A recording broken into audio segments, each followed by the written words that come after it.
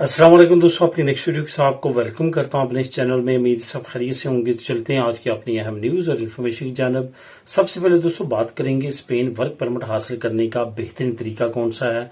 अहम मालूमात है, इस पर काफी दोस्तों के कमेंट्स भी आ रहे हैं, इसको कवर करूंगा। उसके बाद स्पेन नेशनैलिटी 2024 के बारे में ताजा तरीन रिपोर्ट शाया की गई है हुकूमत की तरफ से, इसको कवर करूंगा। उसके बाद पारों के साथ साथ अमदाद, जिस कानून का काफी था इंतजार, वो कानून जो है वो शुरू हो चुका है, इस पे बात करेंगे। और आखिर में बात करूंगा इमिग्रेंट्स के लिए एक अच्छी खबर की, जो कि एक बड़ी कामयाबी है इमिग्रेंट्स के लिए, इसको ब्रेक करूंगा आप लोगों के साथ वीडियो के आखिर में, इस पे बात करेंगे। तो दोस्तों वीडियो की डिटेल्स की तरफ जाने से पहले आपको बताता चलूं कि कौन कौन से लिंक्स जो हैं वो आपको डिस्क्रिप्शन में मिलेंगे, जिनको आप क्लिक करके खुद भी रीड कर सकेंगे। सबसे पहले तो स्पेन नेशनैलिटी 2024 की जो रिपोर्ट शाया की गई है, इसके बारे में जो बात करेंगे, इसके साथ साथ आपको लिंक मिलेगा, लिंक नंबर 1 डिस्क्रिप्शन में, जिसको आप क्लिक करके खुद भी रीड कर सकेंगे। पारों के साथ साथ अमदाद, नया कानून शुरू, लिंक नंबर 2 और लिंक नंबर 3 पे इमिग्रेंट्स के लिए एक अच्छी खबर, बड़ी कामयाबी, लिंक नंबर 3 आपको मिलेगा। ये तीनों लिंक्स को आप खुद भी क्लिक करके रीड कर सकेंगे।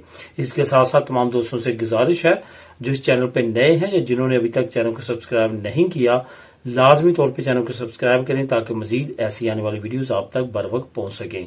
तो दोस्तों बात करते हैं कि स्पेन वर्क परमिट हासिल करने का बेहतरीन तरीका कौन सा है और कौन से लोग हैं जिनको वर्क परमिट जो है वो आसानी के साथ मिल जाता है। बहुत सारे दोस्त ऐसे हैं जो कमेंट करते हैं कि 1 साल हो चुका है, 1.5 साल हो चुका है, एम्बेसी में फाइल जमा है वर्क परमिट की, लेकिन अभी तक उसका कोई आंसर नहीं आ रहा।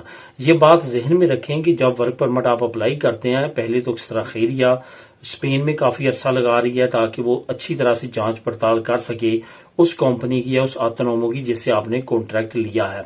इसके बाद जब एम्बेसी तक बात जाती है तो एम्बेसी भी अच्छा खासा टाइम लगा रही है और वो भी कुछ इसी तरह की तस्दीक करती है और बहुत ज्यादा तस्दीक करने के बाद, बहुत सारी चेकिंग करने के बाद ही आपको वर्क परमिट इशू करती है। एक दो चीजें जो हैं आपने जहन में रखनी है और ये एक दो चीजों पे अमल करना है अगर आप स्पेन का वर्क परमिट हासिल करना चाहते हैं। इसके साथ साथ जो है आप लोगों के मैं कुछ कमेंट्स जो दोस्तों ने किए हैं उसके भी जवाब दूंगा। सबसे पहले तो आपने ये जहन में रखना है कि जो सबसे ज्यादा चांस है स्पेन के वर्क परमिट मिलने के, मैं मुख्तलिफ वीडियो में बता चुके हैं, वो है जो वर्क परमिट त्रबाखो दी अफेरता दी त्रबाखो फैमिलियार निकाला जाता है। मतलब जो वालदैन अपने बच्चों को बुलाना चाहते हैं जिनकी ओवर एज हो चुकी है, उनके सबसे ज्यादा चांस हैं, उनके रिजल्ट जो है वो 99% है उनके वर्क परमिट लगने के। जो दूसरे नंबर पे आते हैं वो प्रोफेशन जिनके लोग जो हैं वो स्पेन के अंदर नहीं मिलते। फॉर एग्जांपल देसी खानों का कुक, इसके साथ साथ कुछ ऐसी फील्ड्स जिनके जहां पे शॉर्टेज है, वो अगर वर्क परमिट आपको मिलता है तो उस वर्क परमिट भी जो है वो आप बड़े इजीली बुलवा सकते हैं। जैसे कि मैंने एक मरतबा कहा था, अगर जहां पे आपका हकीकी भाई वगैरह है या ब्लड रिलेशन है और उसका अच्छा बिजनेस है यहाँ पे, और वो चाहता है कि मैं अपने किसी भाई को, अपने किसी खूनी करीबी रिश्तेदार को अपने पास बुलाऊं ताकि वो मेरे बिजनेस में मेरी हेल्प कर सके, इस बेस पे भी बहुत सारे लोगों ने अपने ब्लड रिलेशंस को अपने पास बुलाया है और इस पे भी बहुत ज्यादा चांस होते हैं वर्क परमिट मिलने के। इसके अलावा जो दोस्तों के कमेंट्स आते हैं, आप उस की तरफ चलते हैं, जो बात करते हैं कि 50 लाख मांगा जा रहा है, 40 लाख मांगा जा रहा है, जाते आपको पीआर मिलेगी, कारोबार होगा, 5 साल के बाद आपको नेशनलिटी मिल जाएगी, इस तरह के जो दावे किए जाते हैं एजेंटों की तरफ से वहां पे मासूम लोगों को जो है कुछ उनसे लेने के लिए, तो ये बात जहन में रखें कि ऐसा कोई भी कानून नहीं है। आप चाहे वर्क परमिट में आए, आप चाहे किसी भी और स्टेटस पे आए, आपको यहाँ पे फिलहाल आज के कानून में 10 साल यहाँ पे लीगल गुजारने हैं, उसके बाद ही आप जो है वो आगे नेशनलिटी की तरफ जा सकते हैं। सबसे पहले तो आपने जहन में ये रखना है कि ये बहुत बड़े फ्रॉड आजकल हो रहे हैं इटली को लेके, स्पेन को लेके, पुर्तगाल को लेके, बाकी मालों को लेके, कि आपको हम वर्क परमिट लेके देंगे, आपको 35 लाख में लेके देंगे, 40 लाख में लेके देंगे, आपको जाते पीआर मिलेगी, उसके बाद 5 साल के बाद नेशनलिटी मिलेगी। ऐसा कोई भी चक्कर नहीं है। होता क्या है, आप जैसी जो है उन्होंने तकरीबन फॉर एग्जांपल 100 लोगों से उन्होंने कहना है कि हम 35-35 लाख में आपको वर्क परमिट दिलवा के देंगे। आप इस तरह करें कि 5-5 लाख जो है या 10-10 लाख जो है आप पहले हमें जमा करवा दें, जो कि हमने गारंटी के तौर पे लेना है, बाकी तमाम के तमाम जो है वो वीजा लगने के बाद।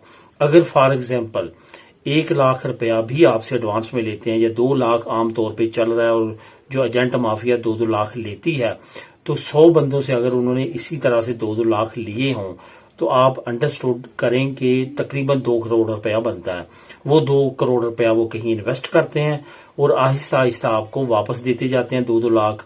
अभी 5 लोगों को दे दिए, अगले महीने और 5 लोगों को दे दिए आपके प्रॉफिट में से, और आपने उनके गुण गाने हैं कि चले काम नहीं हुआ, पैसे मिल गए, कुछ तो दे दिए, कुछ पीछे फिरते रहे।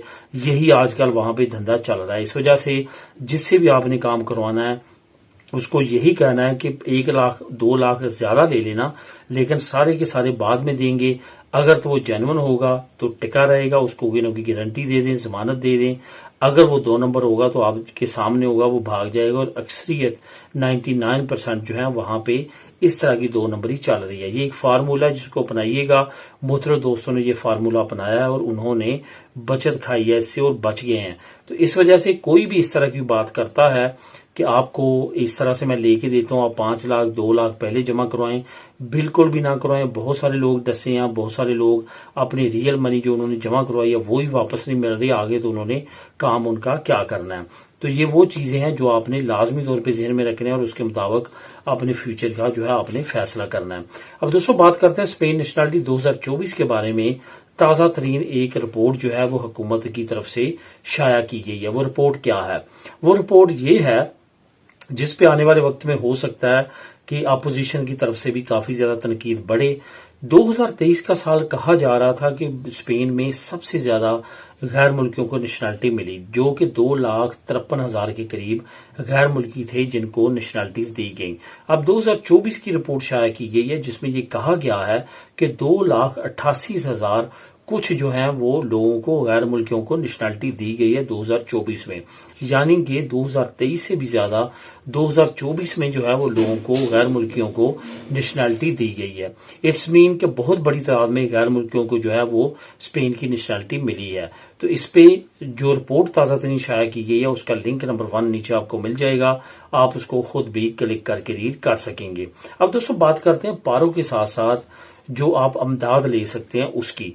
फॉर एग्जाम्पल, आप यहाँ पे अपनी फैमिली के साथ रहते हैं और आपकी पारो जो है वो 1,000 यूरो लगती है, और यहाँ पे आपको आप अपनी फैमिली के साथ रह रहे हैं, आपने रेंट पे करना है, उनके एक्सपेंस पे करने हैं, तो 1,000 यूरो आपके जो है फुलफिल नहीं करते तमाम एक्सपेंसेस। तो उसमें आप क्या कर सकते हैं? उसमें आप ये कर सकते हैं कि सेपे से आप अमदाद अप्लाई कर सकते हैं। जो आपकी पारो खत्म होने के बाद सब्सिडी आपको दी जाएगी वो सब्सिडी 480 यूरो तक मैक्सिमम आप अप्लाई करके अपनी पारो के दौरान ले सकते हैं। ये बहुत अच्छा कानून है जिससे फैमिलीज को बहुत ज्यादा फायदा होगा, क्योंकि पहले क्या था, ना तो वो पारो पे सही तौर पे गुजर बसर कर पाते थे और ना ही उनको काम मिलता था। इस वजह से काफी प्रॉब्लम्स का सामना था, जिसकी वजह से हुकूमत ने ये बहुत अच्छा इनिशिएटिव लिया है और इस पे उन्होंने ये अनाउंस कर दिया अब ये आप पारो के साथ साथ अमदाद भी ले सकते हैं। इसका लिंक नंबर 2 आपको नीचे डिस्क्रिप्शन में मिल जाएगा, आप इसको क्लिक करके खुद भी रीड कर सकेंगे। अब दोस्तों आखिर में बात करते हैं इमिग्रेंट्स के लिए एक अच्छी खबर की, और बड़ी कामयाबी इमिग्रेंट्स को मिली है। और ये एक बड़ी कामयाबी कौन सी है? असल में आप लोगों के साथ मैंने एक न्यूज ब्रेक की थी कि इटली इस कोशिशों में है कि जो इलीगल इमिग्रेंट्स के साथ साथ जो इटली में लीगल इमिग्रेंट्स भी हैं उनके गिर्द भी घेरा तंग किया जाए। कुछ जमातें, कुछ वहां पे जो टीमें हैं, जो ये तंजीमें हैं गैर मुल्कियों के हक में, उन्होंने बहुत ज्यादा कोशिश करने के बाद अदालत से ये फैसला करवाया था कि रेफरेंडम किया जाए कि इटली में जो है वो नेशनलिटी जो है जल्द से जल्द लोगों को मिले।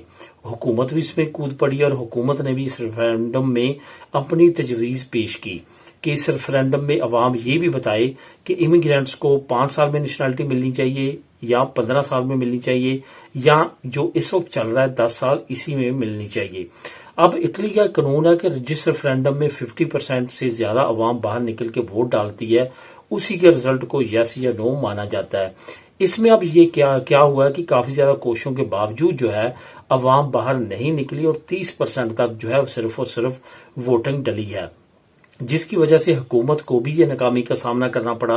हुकूमत मजीद कवानीन को रिस्ट्रिक्ट करना चाहती थी, लेकिन अवाम ना निकलने की वजह से अब ये कानून पास नहीं हो पा रहे, जिसकी वजह से इमिग्रेंट्स के लिए ये अच्छी खबर है कि रेफरेंडम नाकाम रहा। दूसरी तरफ से अच्छी खबर यह है कि इस वोटिंग में लोगों ने इस हक में भी वोट दिए हैं कि इमिग्रेंट्स के लिए आसानियां पैदा की जाएं। तो दोस्तों, ये थी आज की अहम न्यूज और इन्फॉर्मेशन। मिलेंगे नेक्स्ट वीडियो में नई अपडेट्स के साथ। अल्लाह हाफिज।